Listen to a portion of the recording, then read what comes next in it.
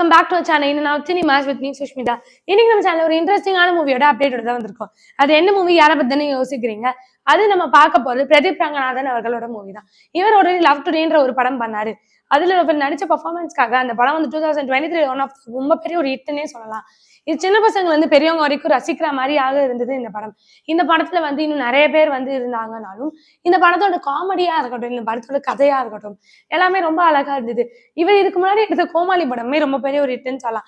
இதை வந்து இவர் அடுத்து என்ன படத்துல நடிப்பார் அப்படின்னு நினைக்கும் போது, இவர் அடுத்து வந்து விக்னேஷ் சிவன் டைரக்ஷன்ல நடிக்க போறாரு. LIKன்றத இந்த படத்தோட பேரு, லைஃப் இன்சூரன்ஸ் கம்பெனி.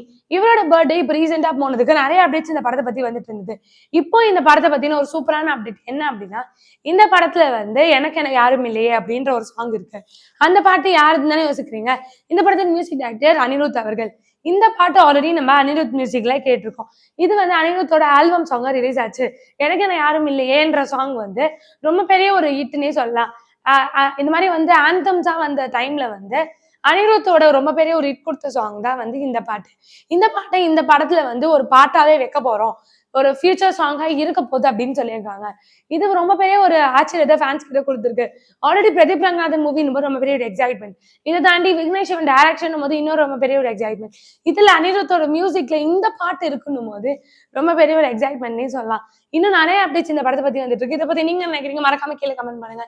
இந்த மாதிரி சூப்பரான சினிமா அப்டேட்ஸ்க்கு மறக்காம இன்னும் சினிமாஸை லைக் பண்ணுங்க, ஷேர் பண்ணுங்க, கமெண்ட் பண்ணுங்க, மறக்காம சப்ஸ்கிரைப் பண்ணிடுங்க.